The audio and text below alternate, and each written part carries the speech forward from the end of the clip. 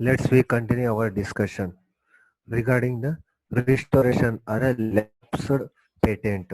Third point, if it is appears from such statement that the omission was unintentional or unavoidable and that no undue delay has occurred in making of a application, the register shall advertise the advertise the application in the prescribed manner and within such time as may be prescribed.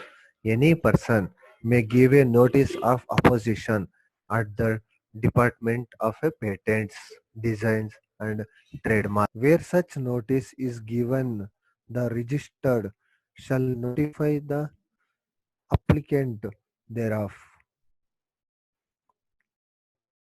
After the express next point, fifth point.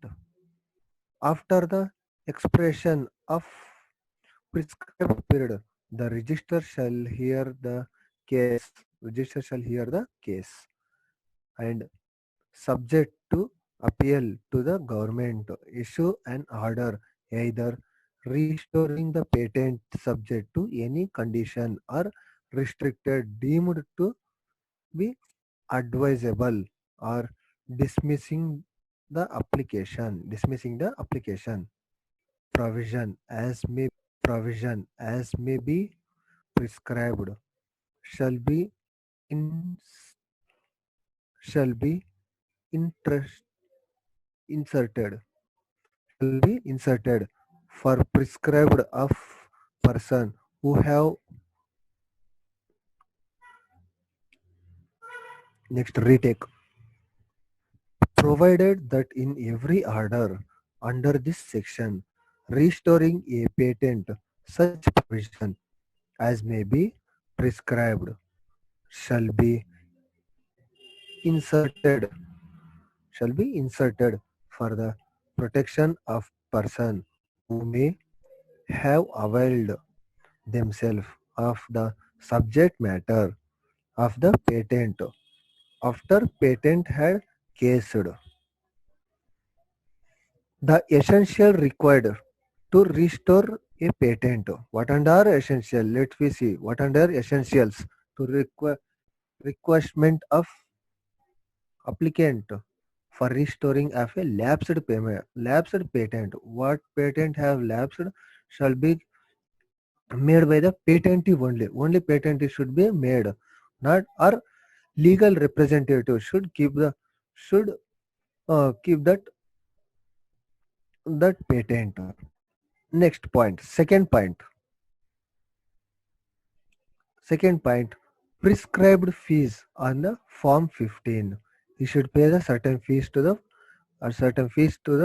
that patent government to provide a patent or restoring of a patent. Next, third point, proof to support that failure of a renewal or maintenance was pay the certain fees to support that failure of a renewal or maintenance was unintentional, although there is no additional fees for patent of addition. There is no any kind of additional fees to addition payment, addition patent. But patent holder, patent holder or the patentee has to submit each form individually for each additional patent with that of the patent restoration application offering final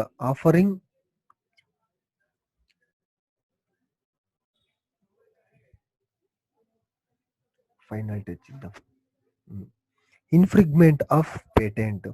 Infringement is a unauthorized use of invention claimed in a valid patent. A patent infringement is a unauthorized act of selling, manufacturing, offering to sell, importing, or use of force patent invention without the permission of a patented owner. Without a permission, without knowing the inventor, using of a unauthorized, illegally using of a patent. by of selling or manufacturing or offering to sale of a particular product or particular invention made by the inventor. Okay, let's we see other points. What and all we see. The type of, let we see types of Hmm. types of patent infringement. First, direct infringement and indirect infringement. Indirect infringement. Direct infringement is of course, making, using, offering to sell, selling, or importing into us, importing into the us, an infringement product during the life of the patent without a license from the patent holder. Directly infringement means indirect infringement. It means it is the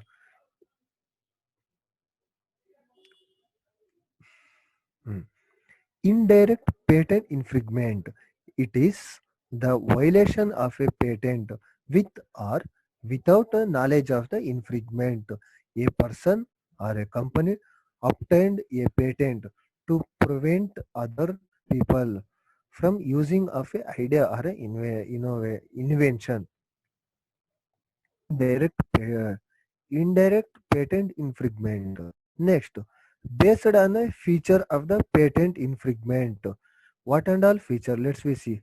First, objective of infringement, infringement behavior, violation of a legal rules. First, object of a infringement. The patent must be a valid. What and all we receive a patent, that should be valid. It must be a valid thing. Next, infringement behavior. It must infringement behavior. It must the purpose of a production. Infringement must be purpose of a production purpose, not for other purpose. Only for production purpose it be used.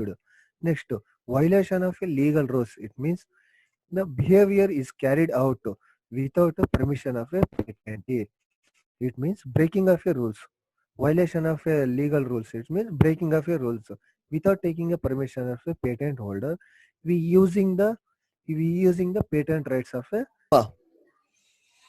FEMA Act has been in replaced the Foreign Exchange Regulation Act 1973 is known as a FERA.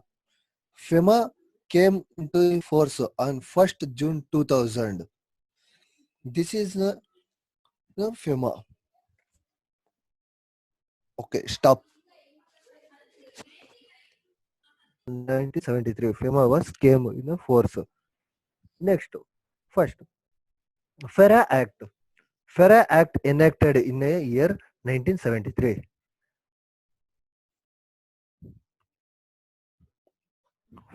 FERA Act was came in a year 1973. It is a one of the foreign exchange controller. It means it is a one of the foreign exchange controller. The main drawback of the FERA Act is to shortage of the foreign exchange in a country. By shortage of the foreign exchange in a country, imbalance of tradings in a country, so that the main drawbacks is came. Next, after the economic liberalization, after the year after the year 1991, economic liberalization, it means LPGs came to force. Liberalization, privatization, and globalization. By this economic liberalization, foreign investment and foreign trades became a very easy and liberal, very liberal. Then, uh, f- but and FERA Act, no, Foreign Exchange Regulation Act, control and regulations on foreign investments and foreign trades. They were so restricted and so strictly controlling the foreign exchange in India. After liberalization, many businesses are faced a lot of problems in a foreign exchange, in a foreign transaction. So, Foreign Exchange Management Act 1995, FEMA. FEMA, it is a Foreign Exchange Management Act. Before talking it, what is foreign exchange? Foreign exchange, it is a conversion of a one currency into another currency. Like for example, conversion of a Indian currency into a US dollars. This is known as a foreign exchange. Next, how foreign currency will come to India or how foreign currency will come to our countries by by exporting and importing of goods and services or through exports and imports. By this way we can get a foreign currency. Next, how foreign investment also will get to our India by tradings, by doing tradings. By this way we can get a foreign investments. Next, let's we discuss what is FEMA. FEMA means Foreign Exchange Management Act.